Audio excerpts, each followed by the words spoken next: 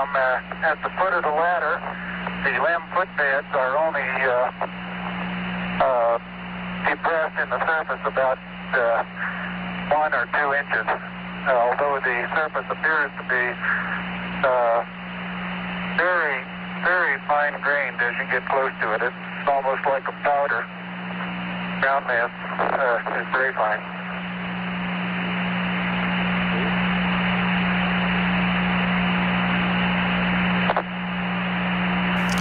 Ever since man first looked upwards towards the moon, we have been dreaming of traveling throughout the cosmos if for no other reason than to see what is out there.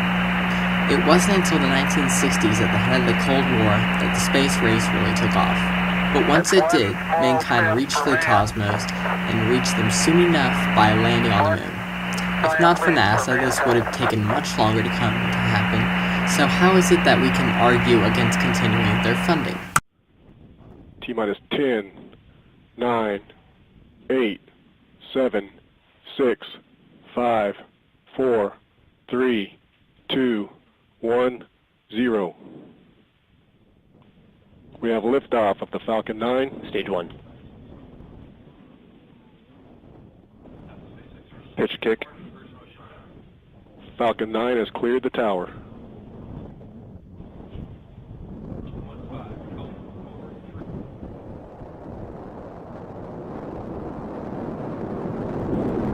First stage engines and tanks, looking good.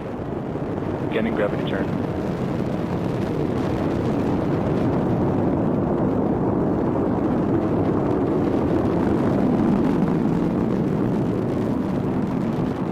Telemetry lock on both stages, power systems nominal.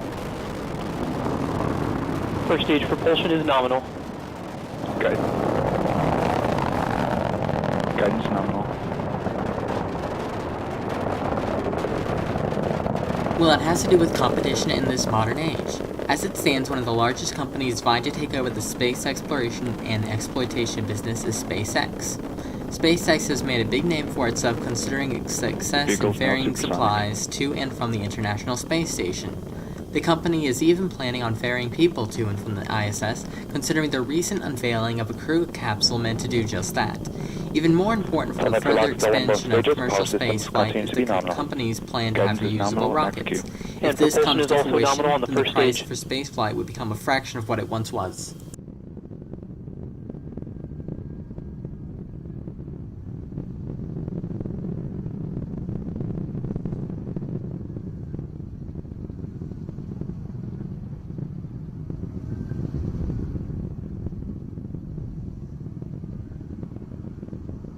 First stage propulsion performing nominally.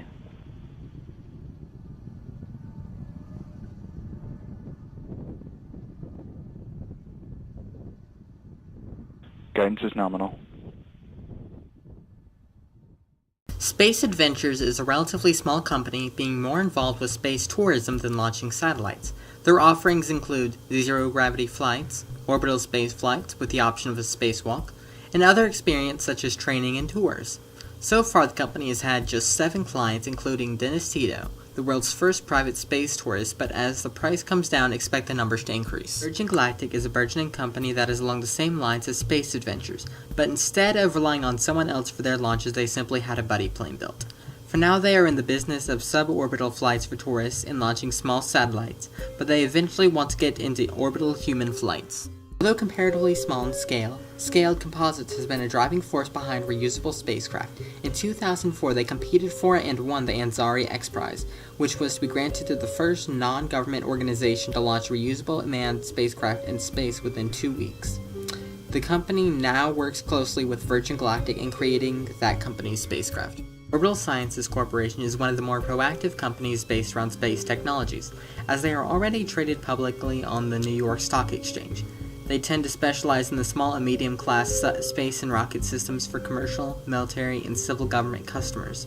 For the military, they work on missile defense systems that would be used as interceptors. Bigelow Aerospace is a rather new addition to the space business, but unlike the other companies, this one is more related to creating space stations than getting into space. The company wishes to create cheap, roomy, and modular rooms for space stations and has attracted a rather large amount of attention from companies and NASA to see if such a thing is even possible. The United Launch Alliance, a conglomerate of rival aerospace companies Lockheed Martin and Boeing, is for now the largest player in the business of launching military satellites due to their relationship with the military. Given the cost of their launches, however, it is unlikely that they will stay in the business for long once cheaper alternatives become available. Despite having all of these companies vying for market share, NASA is still important though. These companies may have backing, and some even have their own launch pads independent of NASA's, but none of them have the level of expertise that comes from being in the business for the past half-century. NASA has simply become too important to just be done away with, considering their duty to ensure safety in space by keeping tabs on all satellites. Without that information, there is no telling how many satellites would be knocked out of orbit by some bit of garbage in an older satellite.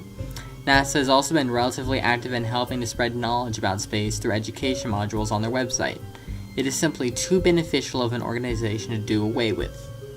For the reasons of keeping telecommunications satellites safe and improving education, I believe that NASA should continue to receive funding at its current level at a minimum. It would of course be better if they received more in order to improve the safety and education benefit, but I see why people would not want to spend more, as it will eventually become redundant.